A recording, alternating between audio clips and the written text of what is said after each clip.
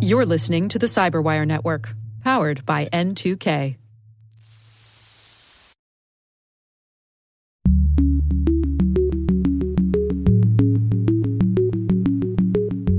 For vendors, if you have zero trust and MFA and encryption and all that kind of stuff, you want the government to know that, but also you want to point at those federal acquisition regulations and say, we meet those, these guys don't. Hello, everyone, and welcome to Caveat, the CyberWire's privacy, surveillance, law, and policy podcast. I'm Dave Bittner, and joining me is my co-host Ben Yellen from the University of Maryland Center for Health and Homeland Security. Hello, Ben. Hello, Dave. Today, Ben shares a New York City court case about biometric surveillance at Amazon Go, their brick-and-mortar store chain. I look at new and potential regulatory moves from a pair of government agencies. And later in the show, my conversation with Bill Tolson from Archive 360. We're discussing the National Archives regulations for document management and the technology challenges for moving forward. While this show covers legal topics and Ben is a lawyer, the views expressed do not constitute legal advice. For official legal advice on any of the topics we cover, please contact your attorney.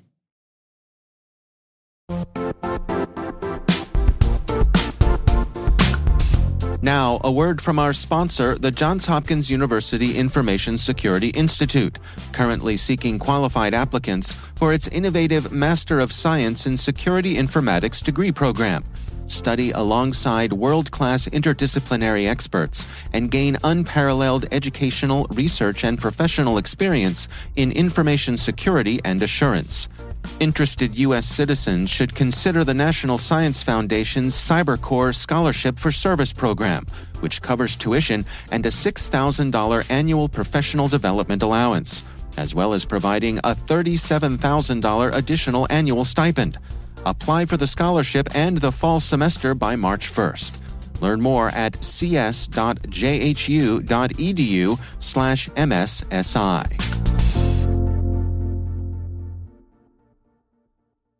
All right, Ben, we've got some good stories to share this week. Why don't you start things off for us here? So my story is about Amazon Go, the brick-and-mortar chain of Amazon markets that right now I believe are only in New York City. Have you ever been inside one of these Amazon Go markets? I have not. I've seen video and photos, and I have a general idea for how they work, but why don't you explain it for our audience? So it's a market, a brick-and-mortar store without any employees. You walk in. Any visible employees. Any visible employees, right, yeah. Right. You walk in.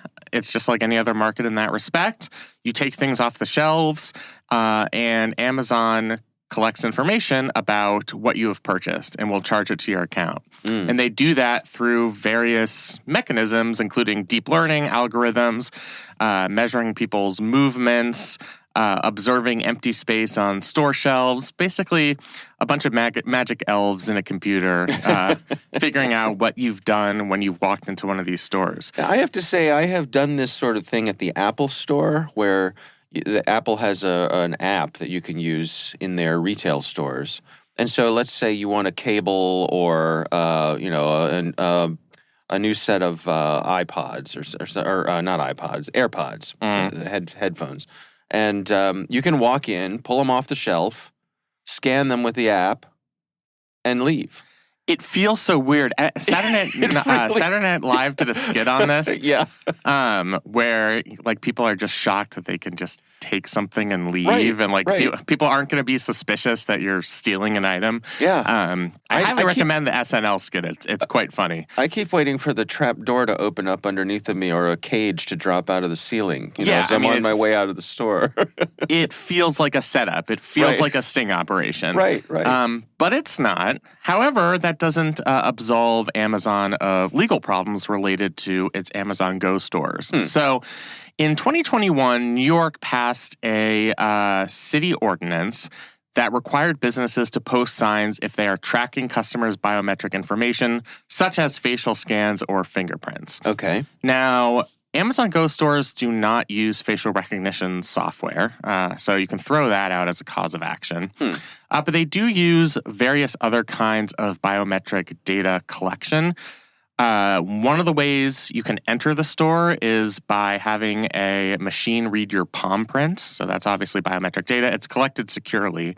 But then, at least according to this lawsuit that I'm going to talk about, Amazon is just kind of using a mishmash of biometric identifiers for the entirety of somebody's time inside the store. So beyond scanning palms, they are using sensor fusion that measures the shape and size of each customer's body to identify customers.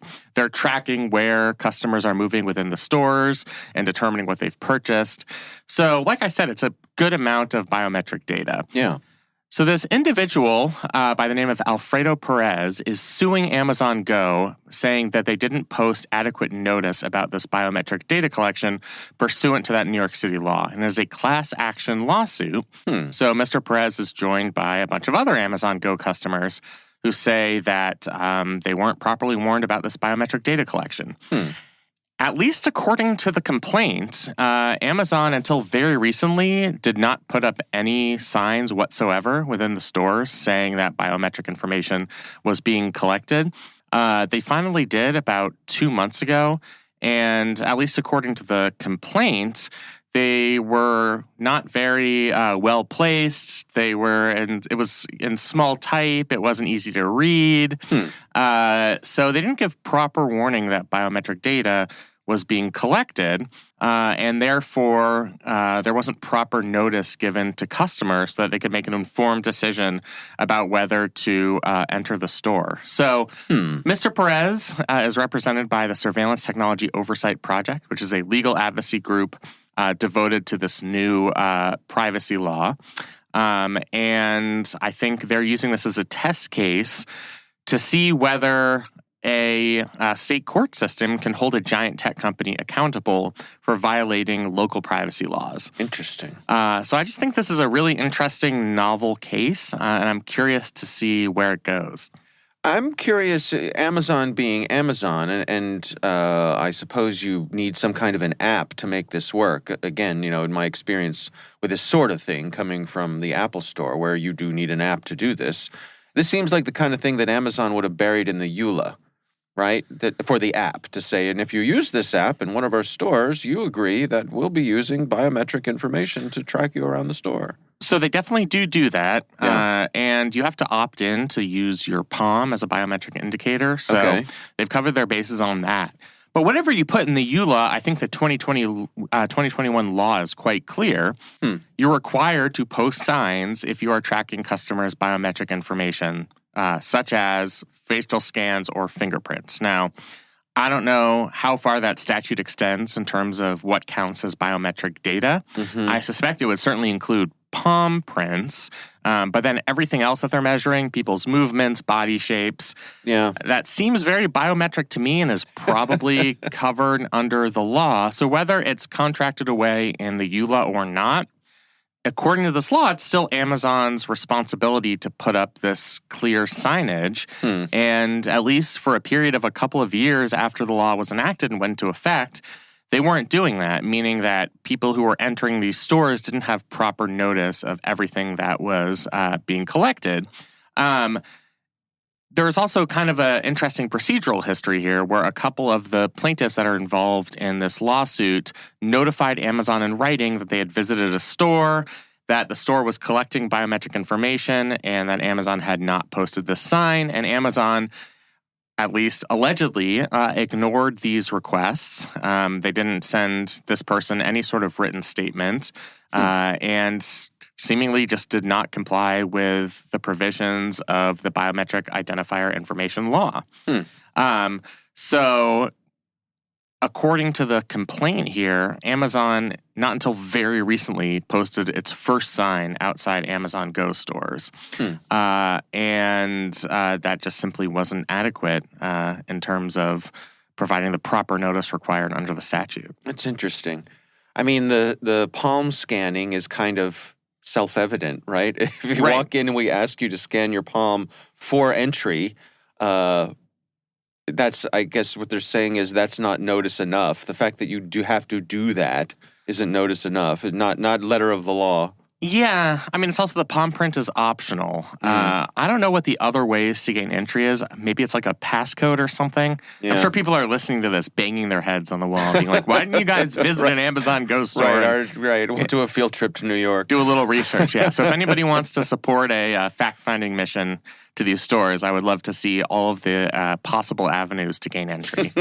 But yeah, the palm read is strictly voluntary. But the allegation here is that even beyond the palm print, they are constantly collecting biometric information without the type of fair warning that's required in New York City. How do you think this plays out here? I mean, is this a slap on the wrist to Amazon and kind of giving everyone else notice that they're going to take this seriously? Probably. Yeah. So the plaintiff is seeking declaratory relief, some sort of declaration that Amazon has violated the law, and an order requiring Amazon to comply with the law. The class of plaintiffs is also suing for monetary damages, claiming that their rights were violated by Amazon. I don't think this is the type of case where you would see any sort of significant amount of monetary damages. I mean, I just don't know what the concrete injury here is necessarily. Right. That would lead to a large amount of damages. I'm sure they can plead their case in court. Maybe they've suffered some type of emotional distress and they're going to request punitive damages. I think what's more likely is that they end up settling. Amazon admits that it hadn't been properly complying with the law. Maybe they pay some type of nominal damages, and Amazon puts up very obvious, conspicuous signs saying, hey, notice under the 2021 statute, we are required to tell you that you are being monitored by all these biometric identifiers. I personally hope they don't settle because I would love to see what this lawsuit looks like. I mean, I think in a courtroom, talking about the nitty-gritty of the type of surveillance that exists here and what counts as proper notice and what level of biometric data collection is sufficient to trigger the necessary warning in the statute, that would all seem very interesting to me. But I don't think this is the type of thing that'll end up in court. Amazon certainly has the resources where they could probably just make this go away. Yeah. Yeah. It's just a local lawsuit. Amazon has a lot of money. Right. Yeah. I think it's fascinating this notion of not having to use facial ID if you can recognize someone's size, shape, and gait, right? You know, the way someone moves is unique, and how you could identify someone with a security camera, perhaps even at a greater distance because your body is such a larger target than just your face. Yeah, I mean, I haven't actually read most of the research on this, and it must be at least close to enough of an exact science that you can really figure out who a person is by measuring their shape and size. You know, there are a lot of very clear identifying features on our face. That's why there is facial recognition. There are very clear identifying, you know, when you're doing a palm read or a fingerprint, that's obviously, you have a 1 in a trillion chance of getting that wrong. Yeah.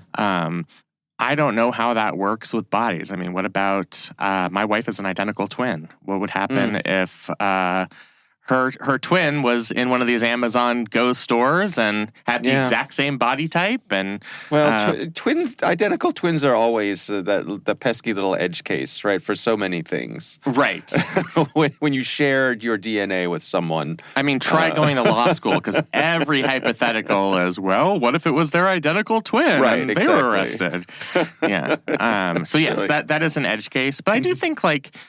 And again, I don't know the exact research on this. It seems like there's a greater chance that two people in New York City have extremely similar body type, shapes, and sizes and series of movements than it is that two people have identical biometric indicators in their face or palm or fingerprint. Well, I don't want to put you on the spot here, Ben, but can you tell your wife and her sister apart from a distance? Yes, I can.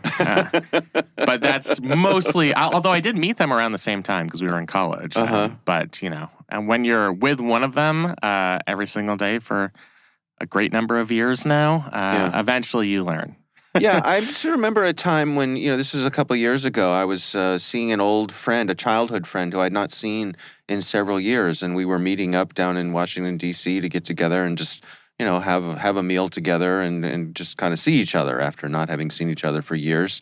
And I saw him coming down the street from a distance, and he was too far away to recognize his face, but I knew it was him by the way he moved. There was a certain bounce in his step and the way that he carried himself that, having known him as long as I did, I knew that was him. And I wonder if that's a similar sort of thing. How much is the way we move unique, and is that something that can be tracked? So I think what we need to do is hire some method actors who study people's movements. Right. And then the scam is you go into an Amazon Go store. Now, granted, you'd have to have an identical body type as that person.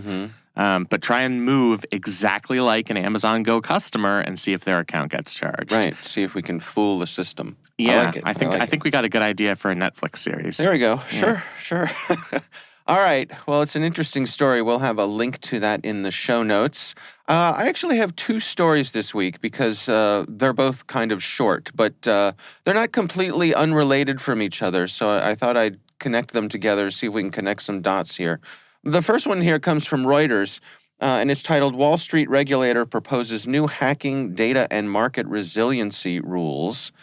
This is from the folks from the Securities and Exchange Commission, and this story points out that with some dissents from Republican members, 5 members voted at a public meeting to propose rules on protecting consumer financial data, preventing hacking at stock exchanges and broker-dealers, and buttressing the resiliency of market infrastructure, part of continuing concern with modernizing regulations to match advancing technological threats.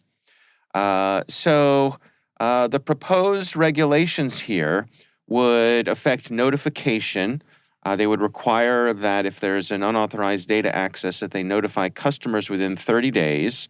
That seems like a lot to me still. Mm-hmm. But they would, perhaps more interesting, they would be required to notify the SEC, and this is in air quotes, immediately, and again in air quotes, of significant incidents. Now, I know this has your lawyer spidey sense tingling here, Ben, because those are two very fuzzy words, aren't they? They are quite ill-defined. And I'm right. sure when they get into the detail of this rulemaking, which is supposed to take place over the next couple months, I'm sure they will try to figure out what a proper definition of immediately is and what significant is.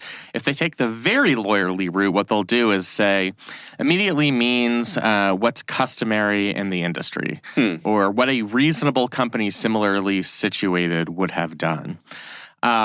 There's a lot of pushback from a lot of the big brokerage firms. Yeah. Because these would seem to be pretty onerous regulations. And from the perspective of these firms, and I don't think this is completely unreasonable, immediately after an incident, you would want to be focusing on ameliorating the incident, protecting your data, getting the hackers out of your system, and not necessarily on reporting to the SEC. Yeah. So that seems to be the nature of the opposition, and I wonder if that opposition is persuasive enough that it affects the rulemaking process here. Mm-hmm.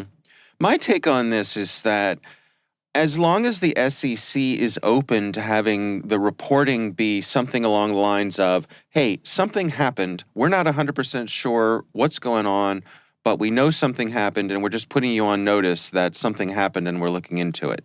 Like, to me, that's a reasonable notice with immediately, right? And they're saying less than 48 hours here is what they seem to be proposing here.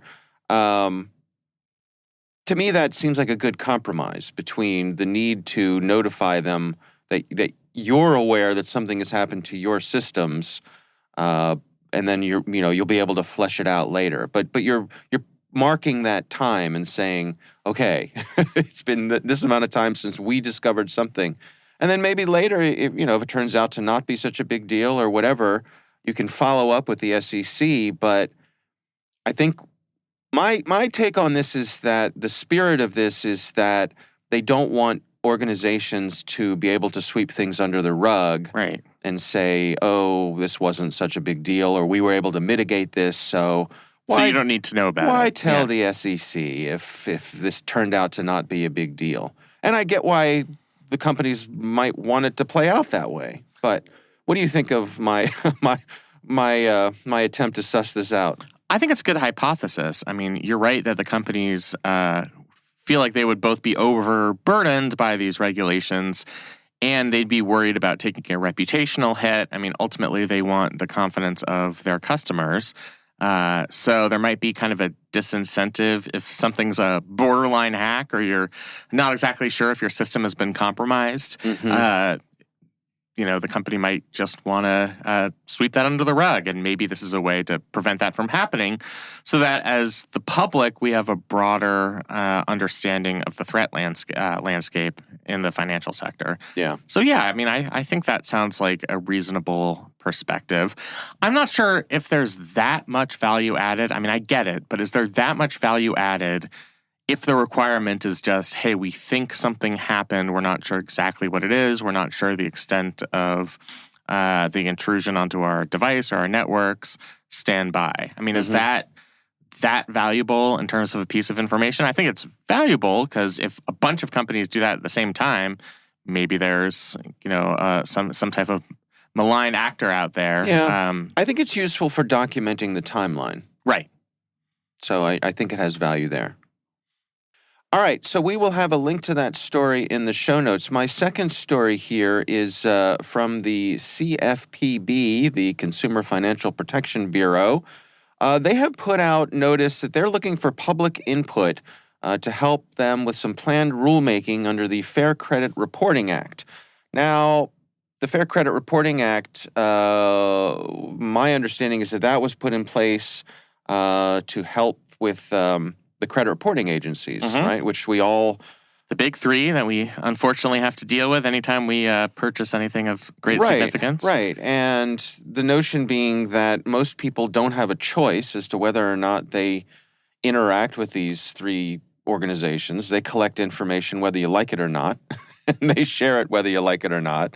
And, the case can be made that that's a necessary good thing for our system. The case can be made that it's not.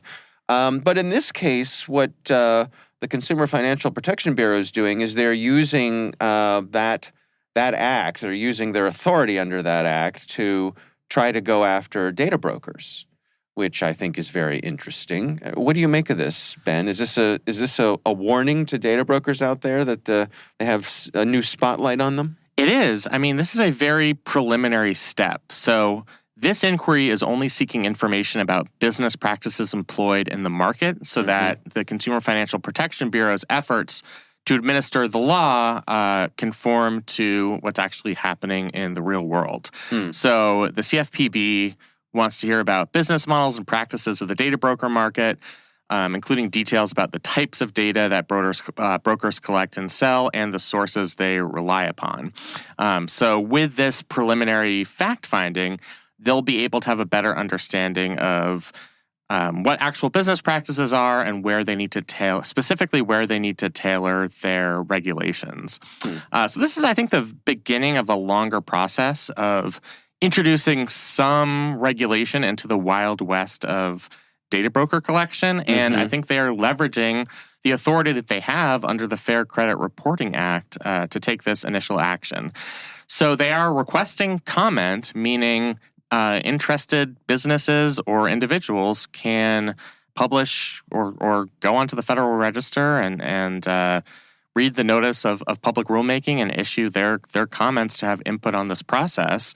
I'm wondering how cooperative businesses will be at contributing to in this notice and comment period, because they might be sowing the seeds of their own demise. Right. If they're not going to be able to be engaged in this type of data collection going forward. So why would they want to be honest in the federal rulemaking process about how they're going about collecting data? So I think there's going to be a major role for consumer advocacy organizations to step in and say, here's what the companies are not telling you about what type of data that's collected. I mean, do we suspect with something like this, they'll also get an avalanche of submissions from lobbyists for industry here? Yes. So the way notice and comment usually works is I would say 90% of the comments, once you look at the file for a proposed rule, 90% of the comments are from industry or lobbyists. 5% of the comments are from other interested parties. This is a very gross, inexact calculation, by the way. Okay. This is just an anecdotal estimate. And then 5% of comments are just from crazy people who live in the woods and randomly search out administrative rules to try and comment on. So it is an issue. It tends to be dominated by lobbyists. They're the ones who know about these rulemaking processes. They know when to submit comments. It's nice that in this space there are consumer groups and also a lot of privacy-oriented organizations in Washington, D.C., think tanks. An organization like EPIC or EFF might get involved in this notice and comment process. But yeah, I mean, that would be the concern. It would be a rulemaking process dominated by the interests of these companies and their lobbyists, and that wouldn't end up working in favor of consumers, which is why, I mean, if you are a consumer that's been affected by data brokers, I think it would be incumbent upon you in any way you can to participate in this process so that it's not just the comments from industry that the regulators are seeing here. Yeah. All right. Well, we'll have a link to that story in the show notes as well. So if that's something you think interests you, the information is there for you to submit. We would love to hear from you. If there's something you'd like us to consider for the show, you can email us. It's caveat@thecyberwire.com.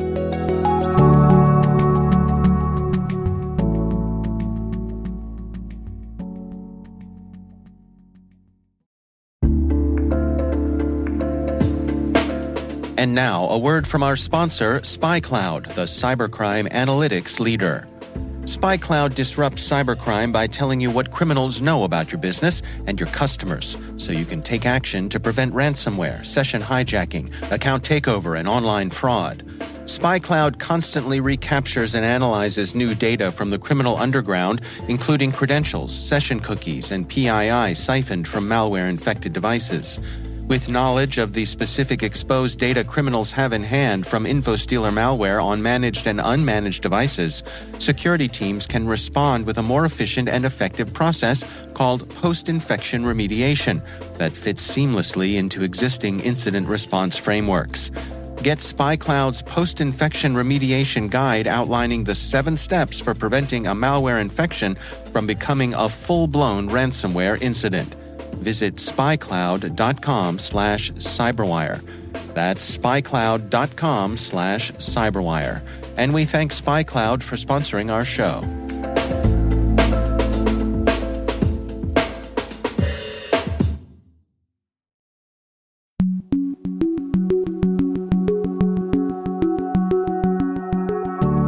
Ben, I recently had the pleasure of speaking with Bill Tolson. He is from an organization called Archive 360. And we're discussing some regulations from the National Archives when it comes to government agencies having to digitize and submit their documents to the National Archives. It's been kind of a moving target and really fascinating conversation here. Here's my conversation with Bill Tolson.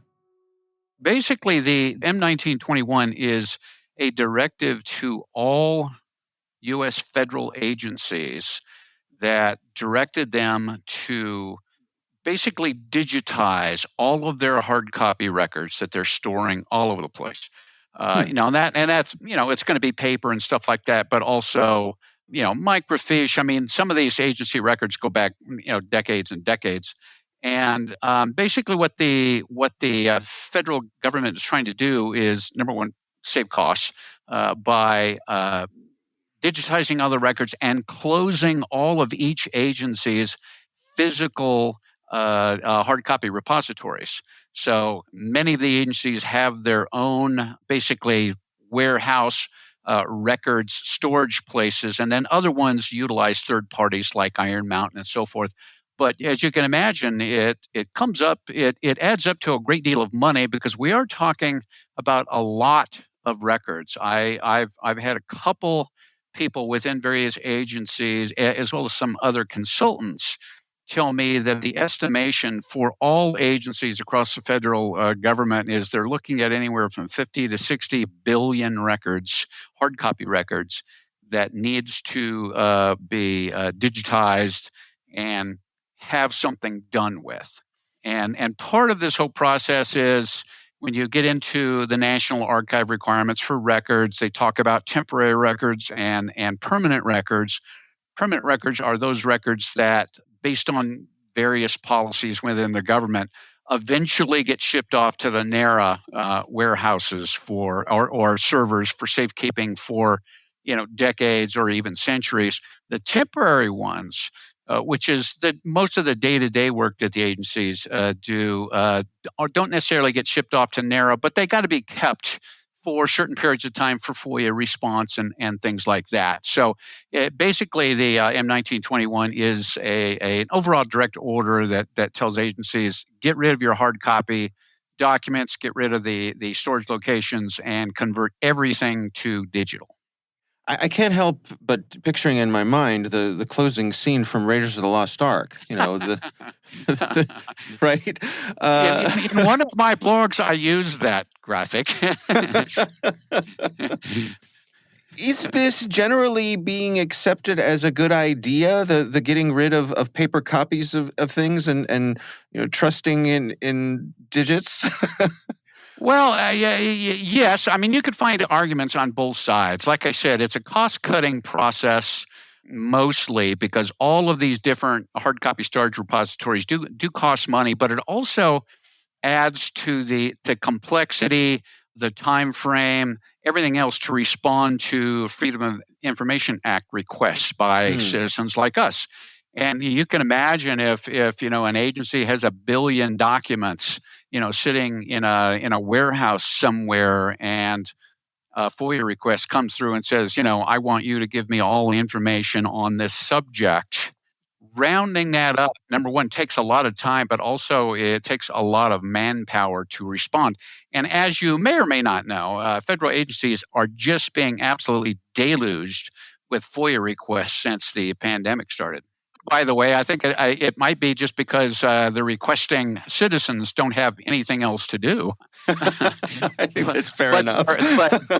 But those numbers of requests have skyrocketed, and I did some research about a year ago on one of the articles I was writing, and it said that every single federal agency that responds to FOIA requests, usually a FOIA request is anywhere from 30 to 45 days. You have to respond to it, otherwise you're in breach of the regulation and they could sue you and all kinds of stuff. I saw that every federal agency is well beyond the 30 to 45 days, usually in the 12 to 15 month range. So the deadline for this was the end of 2022, and agencies couldn't make that deadline. So where do we stand now? Great question. In December of last year, 2022, OMB and NARA put out a new directive, and I apologize for all these numbers and letters and stuff like that. But the directive was called M-23-07, and what that did was that extended the deadline for all agencies having to have completed this digitization 18 more months. So June 30th, 2024 now is the new deadline. And they did that obviously because they saw that many agencies were not going to make the original deadline. Some of them hadn't even started yet. And in fact, in me talking to various agencies, many of them have said they put this on us, but they didn't give us budget to do it. Therefore, we haven't had the money to actually fulfill these requirements. Yeah, that was going to be my next question. If this was, one of those infamous unfunded mandates. Yes, and this is not a cheap thing either. I mean, you're talking about billions upon billions of records. The actual digitization process is one thing, which is not inexpensive in itself. But also, what do you do with the billions of records that have been turned into electronically stored information? What do you do with them? Mm-hmm. And that's the other part of why I've been looking into this. Is that's the bigger question. There are companies out there that will digitize very rapidly. I mean, they have automated systems that can digitize, hundreds of thousands of pages an hour and index them and do all kinds of neat stuff. But then what? And that's the other part of that funding thing is, do they have to go out and buy new information management, new records management systems to handle this kind of stuff? Because most agencies have some form of records management software, either on-prem or in the cloud they've been using. But number one, it's expensive to utilize. So if you're going from 200 million records in your records management system to 5 or 10 billion, the cost is going to go nuts because these records management systems are not inexpensive. They charge you based on how much data you have in it and how many records they're managing, all of that stuff. So again, you get into the unfunded liability part of this as well. Have the National Archives come up with some kind of flexible standard for how to submit these? Well, there are already policies, requirements, all kinds of things that the National Archives is very efficient in most things, and they've had policies set up for years or even decades now. And I mentioned when we first started talking, there's a difference between temporary records and permanent records. Permanent records are going to be a smaller subset of all of the records, but still the National Archives, based on, for example, capstone requirements, if you've ever heard that, it's a specific regulation within the federal agencies that says people at or above these titles, automatically all their stuff gets eventually funneled into the NARA servers, and then everything else mostly is just going to have retention disposition placed on it, and at the end of its retention period, it gets disposed of. And they do that, like I mentioned, because of FOIA requirements. It makes a lot of sense. But no, NARA is very good about telling agencies what they should and should not do, what they have to and don't need to do. The problem is that federal agencies don't tend to stand up and jump when NARA says something. Even though by the way, it's a great organization, great managers and stuff in there. They really do a phenomenal job on collecting and protecting a lot of the country's data. But it's one of those things that you got to keep prodding. Now, the other thing, and I'm not sure if you wanted to get into this, but I'll at least mention it. Yeah. A complicating factor for this digitization, and like I mentioned, what do you do with it after the fact, after you've digitized it? In May of 2021, President Biden put out an executive order, EO, or Executive Order 14028, titled Improving the Nation's Cybersecurity. Now, that was my next question. Oh, wow. We're in sync here. We're in sync. Well, I was going to say, what about privacy and security? I mean, it's one thing to have, again, that Indiana Jones warehouse where it's locked up and you have a certain amount of obscurity. But once you and I both know, once you digitize something, that's a different ballgame. In today's cyber environment, and I write a lot about malware, cybersecurity, data security, but also ransomware and extortionware. Basically, this executive order, with a much more compressed timeline, basically directed all federal agencies to do two things. 14028 first and foremost says, agencies, you will move to the cloud and quit dragging your feet. And that's a complete move in 99% of the time. So move to the cloud, but also as you move to the cloud, increased cyber requirements are now part of the law. And I'll give you another directive, M2218, which points at the executive order from NARA and says, do that. So basically what the new cyber requirements include are all agency systems must include multi-factor authentication. Yeah, makes sense. The next one is all sensitive data, all agency sensitive data must be encrypted in transit and at rest, which kind of makes you wonder, why isn't it already? Right. But it's not. and then thirdly, they say all systems that process, hold, store data must be designed and built on zero trust architectures. Hmm.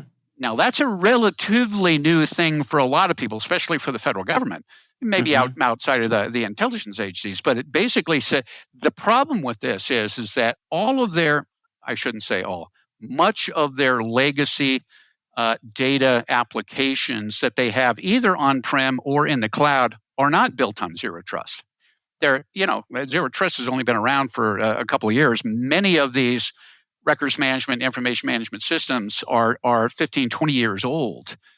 So this is also the problem. So going back to my original statement on M1921, what do you do with all the data that you're digitizing? If your current legacy systems are not up to the task, and you have to wait for them to either be redesigned or you have to wait before you go out and purchase different ones that do meet the new cybersecurity requirements, you could potentially be having, hundreds of terabytes or even petabytes of data with nowhere to put it, plus with no real decent security around it. And both the executive order as well as the NARA directive that points back at the cybersecurity order both reference the NIST Secure Software Development Framework and the NIST Software Supply Chain Security Guidance Framework, which adds additional complexity for vendors. So vendors must be able to self-attest that they meet these requirements, and eventually they'll be checked up on. But even for agencies who have existing applications, they have to attest to those. And by the way, if those existing applications don't meet the new cyber requirements, they must be retired very quickly, and their existing data migrated somewhere where it can be protected per the new cybersecurity requirements. So we missed the 2022 deadline. Now we have this deadline for June 2024. Does that deadline have any teeth, or is it aspirational? It probably is. It probably has baby teeth, and it's aspirational. Okay.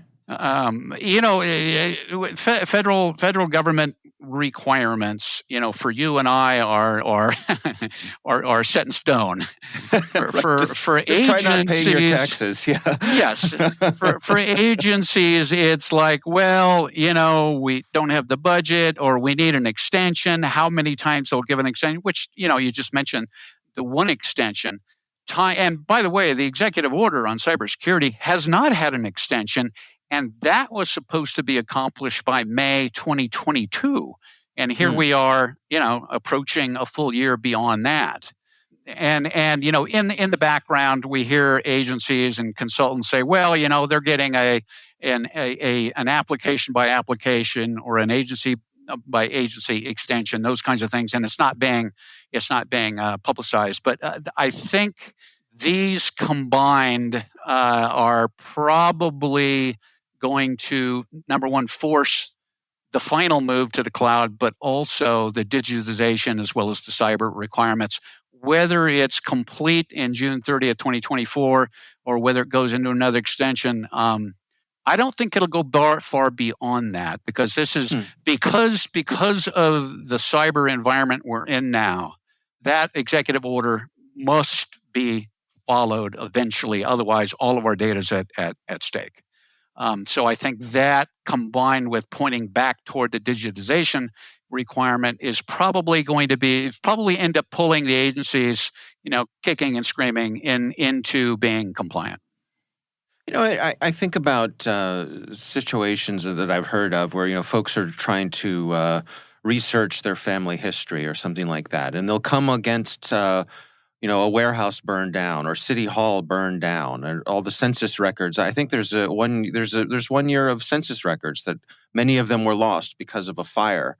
The direction we're heading in with this, and I'm asking, for you, someone who's steeped in this stuff, who works with it every day, is this sort of move reasonable protection against those sorts of holes, that physical vulnerability of paper records and microfiches and all that good stuff?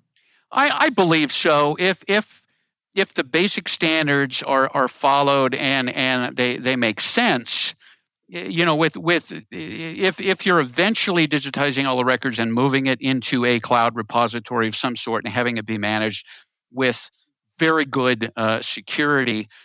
What that also do is most you probably know this. Most cloud platforms, you could do replication from geo to geo to geo, so that at any one time you have 2 or 3 backups of all the data.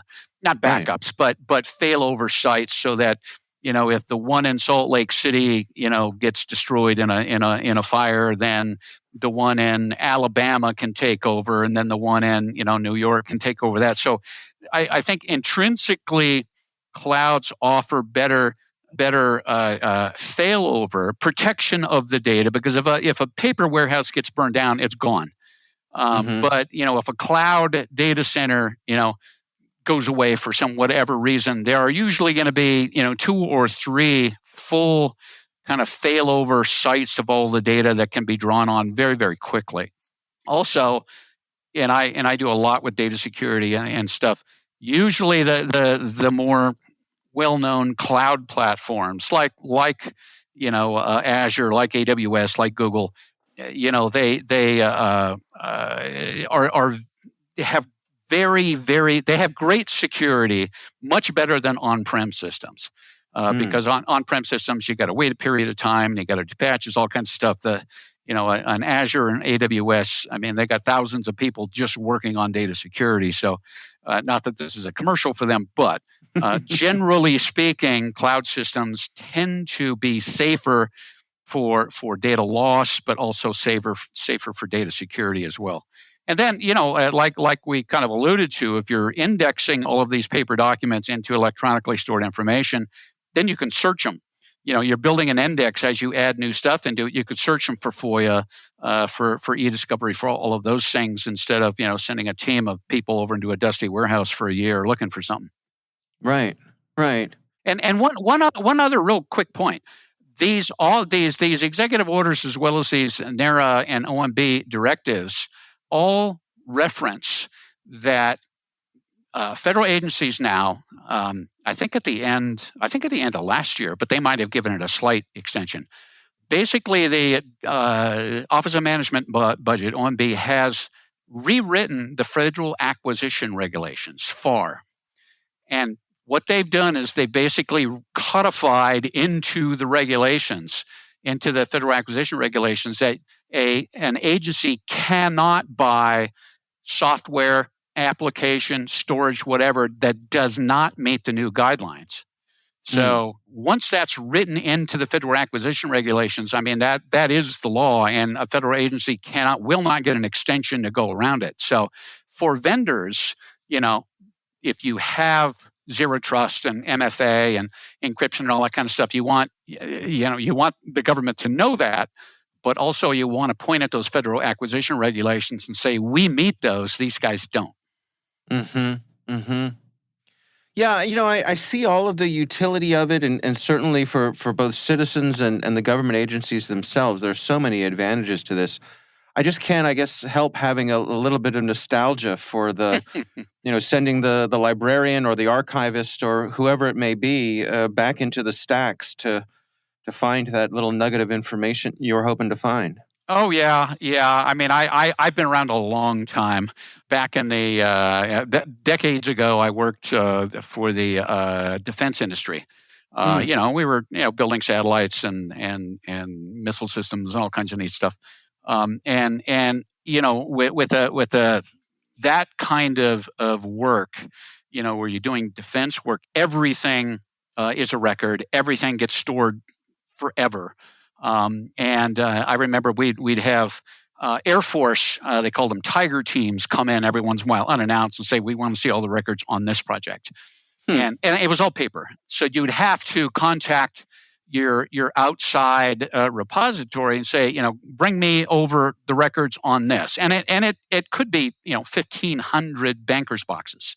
And and sort of a horror story. You'd start opening these boxes, and there'd be a dead rat in one, and a petrified sandwich in another one, and all kinds of objects that you'd rather never see. As well as the records. And the other thing with paper records is, it's like the old saying, once you put something in, it never comes out again. Very few companies actually dispose of paper records. If they're sitting in, a third-party repository and they've been there for 15 or 20 years, nobody thinks, well, I got to go through and do a little cleanup. They move on. So you end up with more and more and more hard copy records, and it makes it so much harder to find anything.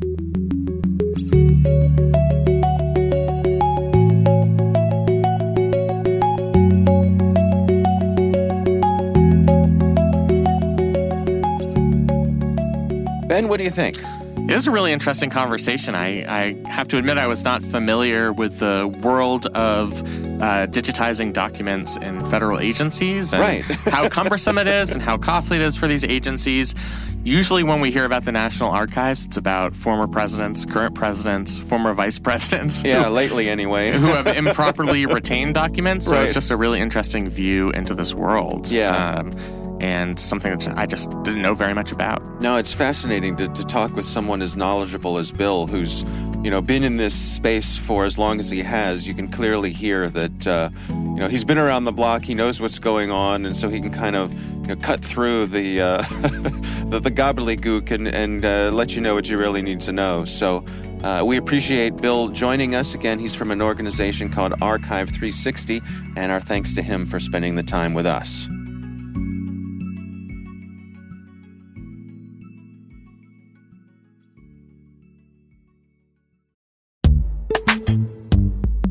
This episode is brought to you by Palo Alto Networks, the leader in cybersecurity. As AI-driven attacks increase, organizations can't afford to have network security that's stuck in the past. Discover how Palo Alto Networks can help you predict what's coming and proactively secure against it with a zero-trust, AI-powered network security platform built to secure whatever, whenever, wherever. To learn more, visit paloaltonetworks.com/network security platform.